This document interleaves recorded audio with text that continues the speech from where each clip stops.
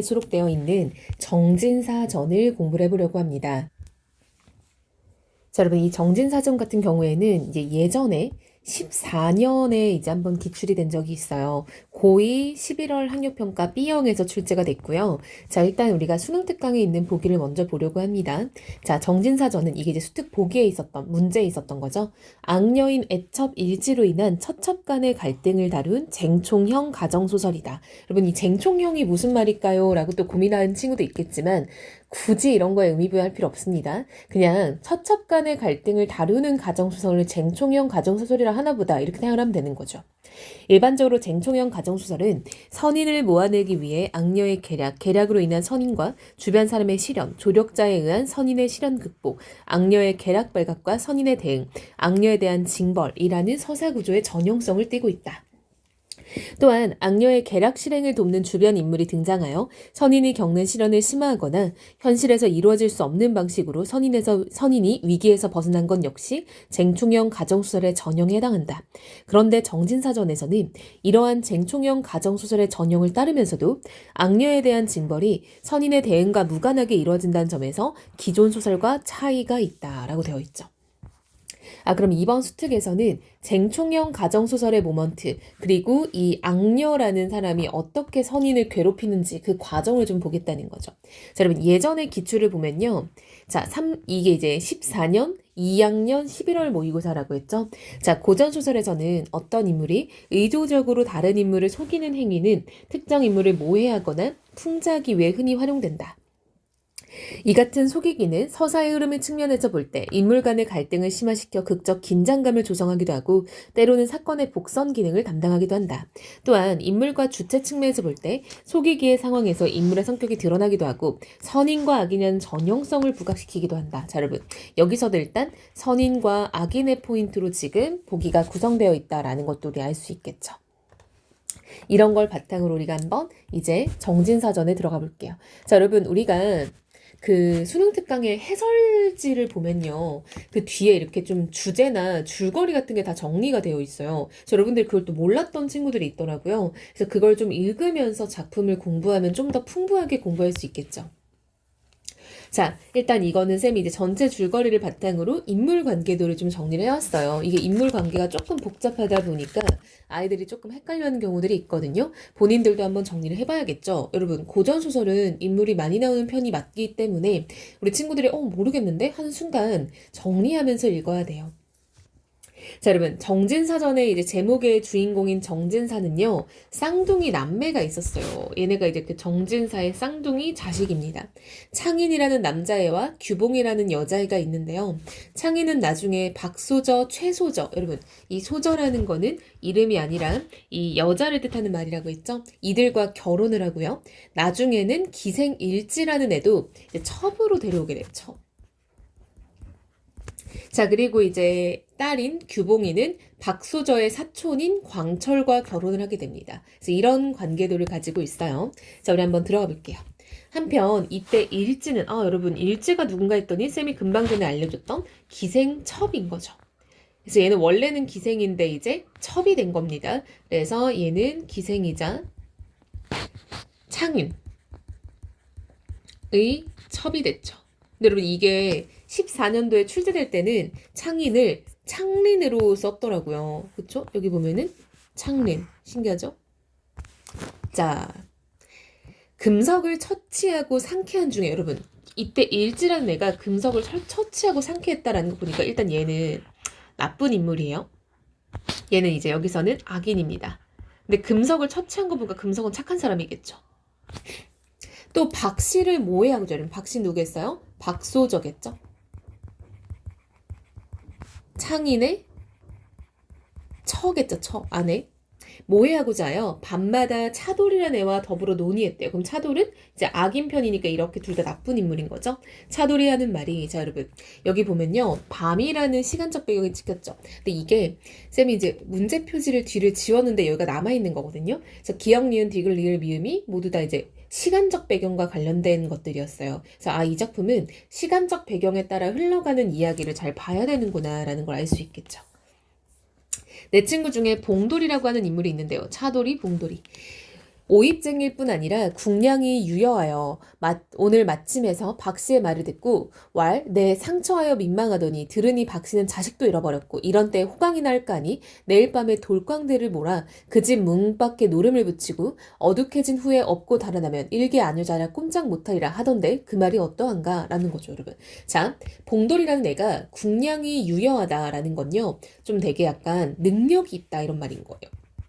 걔가 능력이 되게 출중하거든. 근데 안 그래도 봉돌이가 상처, 즉 아내를 장례를 치렀다라는 거죠. 아내가 죽었다는 거예요. 그래서 안 그래도 내가 쓸쓸하니 박씨를 자기가 납치해서 내가 이제 그 사람과 좀 지내면 호강하지 않겠냐? 라는 얘기인 거예요. 그래서 이게 이제 봉돌이의 말을 통해서 이 차돌이가 나름의 계략을 제시하는 거죠.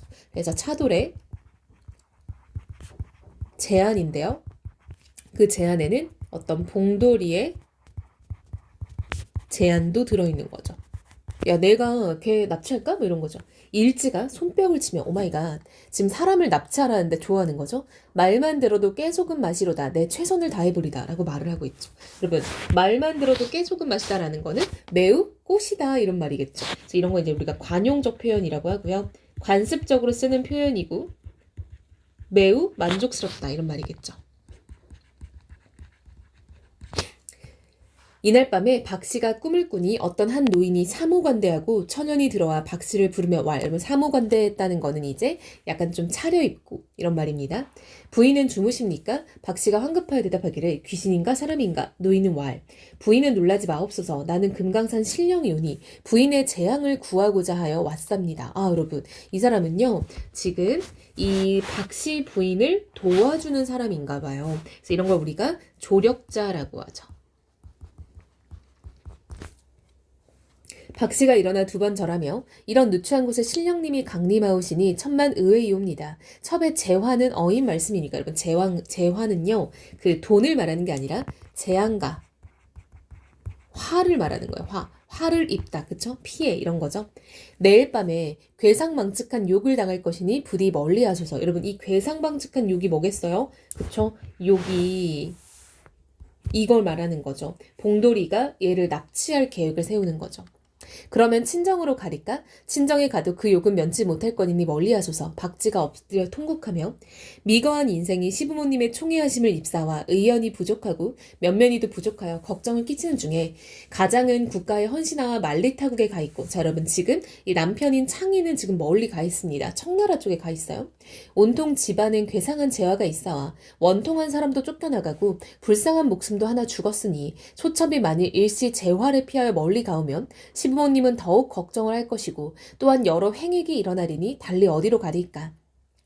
못내 당한 경황을 면치 못할 테니 차라리 자살하겠다는 거죠. 자살해서 죽기만 갖지 못할 듯 하여이다 라고 얘기를 하고 있죠. 자 여러분, 지금 집안에 여러 일이 있었음을 이 박씨의 대화를 통해 요약적으로 드러나고 있죠. 자, 집안에 이상한 일이 많았음을 대화를 통해 요약적으로 제시하는 거죠. 다 누가 꾸민 일이겠어요? 그쵸. 기생일지가 악인으로서 꾸민 일이겠죠. 그래서 이 창인의 또 다른 부인 최 씨가 외간 남자랑 이제 좀 만났다라고 해서 쫓겨나요. 그리고 그 다음에 아들인 평출과 박 씨의 아들인 금석을 죽였다는 또 누명을 쓰고 집에서 쫓겨난 사건입니다. 그래서 이게 이제 원통한 사람이 쫓겨났다라는 거는 나랑 같이 이제 결혼을 왔던 최 씨를 말하는 거죠. 그렇죠? 최 씨의 재앙과 화 이렇게 적어볼게요. 최 씨가 지금 이런 일을 당했고요. 그래서 내가 시부모님도 걱정할 거고, 그리고 내가 이제 뭐 이걸 피한다고 피할 수도 없을 것 같으니까 그냥 여기서 죽겠어요 라고 말은 하는 거죠. 자, 노인이 왈, 인명은 제천이니 임의로 죽지 못하고 씻지 못할 욕만 당하면 그 안이 분하리까? 여자가 비록 힘쓰기 어려우나 내가 도와줄 것이니 걱정 마소서. 여러분, 인명은 제천이다라는 거는 사람 목숨은 하늘에 달려있다. 즉, 네 맘대로 할 수 없다라는 겁니다. 씻지 못할 인생을 그다지 생각하시니 은혜 하에 갔사오나 설령 어디로 간다 하여도 어미 없는 채손을 버리고 갈 수는 없나이다. 한마디로 내 딸은 어떡합니까? 라는 거죠. 노인이 왈, 그건 부인의 요령이니라 하고 보렴 보이지 않았다. 박씨가 놀라 깨어 몽중에서 일을 열심히 생각하니 집안에 또 변이 날 징조라. 신령의 말이 그러하니 피하려 하면 필경의 욕을 볼 것이오 피하려 하여도 거처를 정하지 못할지라. 마음이 심란하여 대부인께 의논하여 보자 하고 큰 방에 들어가니, 자 여러분, 한마디로 내가 피하려고 해도 안 되고 피하지 않으려고 해도 안 됐다라는 말인 거죠. 앞으로 가도 뒤로 가도 온통 어려움밖에 없다. 진퇴양난이라고 하죠. 사면초가라고 하죠. 풍전등화라고도 할 수 있겠죠. 여러분, 이때 이 그 대부인은요, 이제 시어머니를 말하는 겁니다. 시어머니. 그래서 여기 있는 이 장씨가 바로 시어머니예요. 시어머니가 꿈에서 깨어 누웠다가 박씨를 보고 놀라서 물으니 박씨가 꿈을 소상히 여쭈었다. 그러니까 둘 다 뭔가 꿈을 깨고 일어난 상황이고 박씨가 막 이러이러한 꿈을 꿨어요라고 얘기를 하는 거죠. 이때 진사가 마침 들어오다가 부인의 거동이 심상치 않음을 보고 들어와 물으니 박씨도 함께 있는지라. 자, 여러분, 이 진사는요, 창인의 아버지니까 이제 이 박씨 입장에서는 시아버지겠죠. 시아버지가 들어오는데 부인 장씨죠. 장씨도 뭔가 약간 거동이 심상치 않은데 박씨 며느리죠. 그쵸? 며느리도 함께 있더라. 박씨에게 묻기를 너는 어찌 여직 자지 않고 이 밤에 여기 와 있냐? 그러니까 시어머니 방에 왜 왔냐라는 거죠. 박씨가 미처 대답지 못하다가 잠시 꿈을 말씀드렸다. 둘이서 꾼 꿈이 그리도 똑같으니 여러분 누구랑 누구겠어요? 시어머니인 장씨와 며느리인 박씨가 꾼 꿈이 똑같아요. 되게 신기한 일이죠. 집을 어디로 알아보고자 하였나이다. 진사가 크게 놀라며 그런 실없는 말을 어찌하는가. 꿈이란 것은 본디 허상이요. 또한 젊은 여자가 친정도 아니고 정처 없이 어디로 가든 욕이 되지 않겠느냐? 라고 지금 이 시아버지는 박씨를 말리는 거죠. 야, 꿈을 믿고 그렇게 간다고? 그리고 젊은 여자가 어디를 그렇게 돌아다닐 건데? 라고 지금 만류하는 거죠. 하고 사랑에 나가니 박씨가 갈 길을 찾아 힘든 차에 진사 말씀에 그렇다고 여겨 다시 잠시 여쭈되 아버님 말씀이 지당하오니 설사 무슨 액을 당하여도 집에서 당할 수밖에 없겠습니다. 하고 별땅에 와 도로 생각하다가 그러그러 날이 새어 종일 염려 무궁하더니 비자 운선이 고하기를 오늘 밤에 우리 집 문 밖에 돌광대가 논다더이다. 애기씨 구경 안 갈래요? 라고 하니까 박씨가 놀라서 이거 분명 무슨 일이 있겠다라는 거죠. 즉 한마디로 지금 박씨는 꿈을 신뢰하고 있는 걸 알 수 있겠죠. 박씨는 나름 꿈을 신경 쓰고 신뢰하고 있죠. 과연 해가 저물자 대문 밖에 노구 소리가 나며 구경꾼 모여드는지라. 박씨가 아무리 생각해도 혼자 있기 싫어 대부인 시어머니께 가 있을까요? 운선을 불러 채순을 업히고, 채순은 이제 딸내미죠. 운선은 이제 뭐 나의 좀 시중을 들어주는 사람이겠죠. 어젯밤 현몽하던 노인이 홀연 앞서서 큰 방으로 인도하여 문을 열고 들어가거늘. 여러분 진짜 신기한 일이 일어났죠. 지금 꿈에서 만난 신령님이요, 갑자기 이 내 집에 와서 큰 방으로 인도를 했대요. 되게 신기한 요소죠. 전기적 요소네요. 박씨가 주저하다가 이미 나섰는지라 운선을 따라 들어가 보니 장부인이 혼자 앉아있다가 홀연 일어나 합장 재배하며 행차 오실 것을 알았나이다. 먼 길 편안하셨나이까?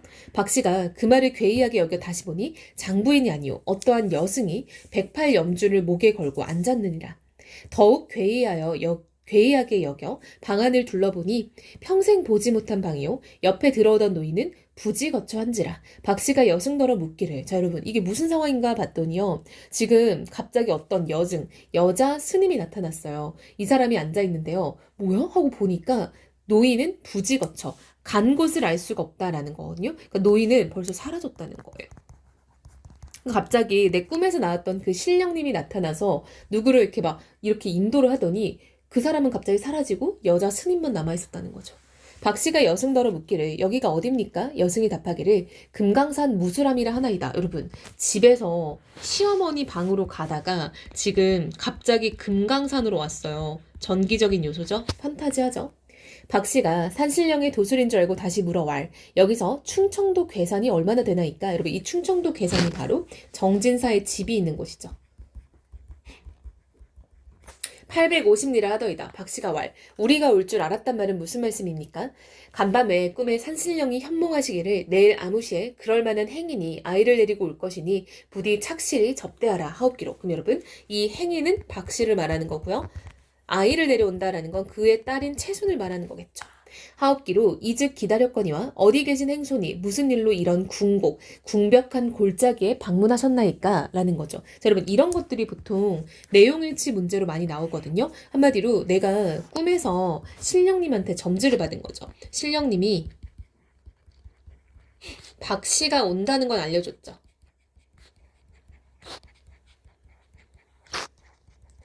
그러나 무슨 일인지 이유는 알려주지 않는다 했죠. 이유는 알려주지 않음. 이런 것들 여러분 내용일치로 뭐 여승은 박 씨를 만나기 전에 모든 것에 대해서 알고 있었냐 없었냐 이런 것들 물어볼 수 있겠죠. 얻어먹는 사람이 기약 없이 다니다가 여기까지 왔사오니 대사는 죽게 된 인명을 구하소서 하고 머무르니 그 여승은 정수제라 하는 중이더라. 근데 이게 이제 우리는 생략돼서 그런데요. 이게 또 의미가 있어요. 이 정수제라는 그 여승은요. 이전에 그 창인의 또 다른 부인 있잖아요. 최 씨가 집에서 쫓겨났다고 했죠. 외간 남자랑 만났다라는 모함을 받고 쫓겨났어요. 쫓겨났을 때 도와준 스님이에요. 그러니까 지금 이 여자 스님이요. 박 씨도 도와주고 최 씨도 도와주는 그런 상황인 거죠. 한편 이날 밤에 봉돌이 돌강대로 놀다가 밤이 깊은 후에 박씨 방에 달려들어 보니 아무도 없는 빈방이라 납치하려고 했죠. 박씨를 찾았더니 이때 일지가 박씨 업혀가는 모양을 보고자 하여 문 밖에 섰대요. 한마디로 일지도 이제 박씨가 납치당하겠구나 하고 막 신나서 나온 거예요. 근데 봉돌이 박씨를 찾다가 나오는 길에 일지를 보고 둘러엎고 큰 담을 넘어 달아나니 여러분 진짜 신기하죠? 지금 이 자업자득이 된 거예요. 봉돌이 박 씨를 원래 납치하려고 했는데 잘못 보고 쟤인가? 하고 일지를 지금 막 이렇게 엎고 뛰게 된 거죠. 한마디로 계략을 쓰다가 오히려 본인이 당한 거죠. 왜냐면 이 일지는 차돌이하고 궁리를 했던 거지 봉돌이는 모르는 사람이잖아요. 그쵸? 일지 업혀가면 부르짖으면 나는 박씨 아니니 놓고 가라 라고 막 소리 질 때요. 봉돌이와 아따 이년 시끄럽다. 박씨가 아니면 호박씨는 못 쓰느냐? 라고 하면서 야 내가 알바야? 그 여자면 되지 뭐 이런 느낌인 거예요. 무섭죠? 하고 얼마나 달아났던지 그날 밤에 경기 고양 읍내 480리를 들어가니 날이 새더라. 여러분 말이 돼요? 정진사 댁이 충청도 괴산이에요. 충청도 괴산에서 경기도 고양시까지 뛰었다는 거예요. 대박이죠? 그래서 자신의 계략에 자업자득으로 당했다라는 걸 알 수 있겠죠.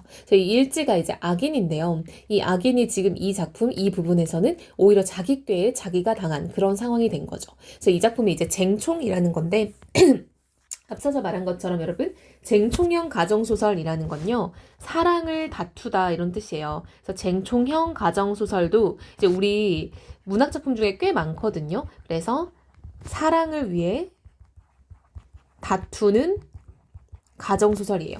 예를 들면 여러분 우리 이제 평가원 기출 중에 소현성록 있어요. 거기도 보면은 막 부인이 3명이 넘어요. 그래서 부인끼리 막 서로 질투하고 막 특히 나쁜 부인이 착한 부인들 괴롭히고 이런 거 많이 나오거든요. 그래서 이게 이제 쟁총형 가정소설이고요. 이 작품은 이제 악인과 선인의 대립이 뚜렷하죠. 선인과 악인의 뚜렷한 대립.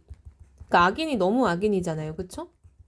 근데 여기서는 악인이 망하는 장면도 나왔다라는 것도 좀 특이한 거죠. 그래서 이 작품은 이제 그냥 조선 후기에 그 쟁총형 가정소설로 유명한 작품이자 이거는 이제 우리 친구들이 좀 재밌게 읽을 수 있는 부분인 것 같아요. 그래서 뭐 어렵지 않게 정리하면 될 것 같죠?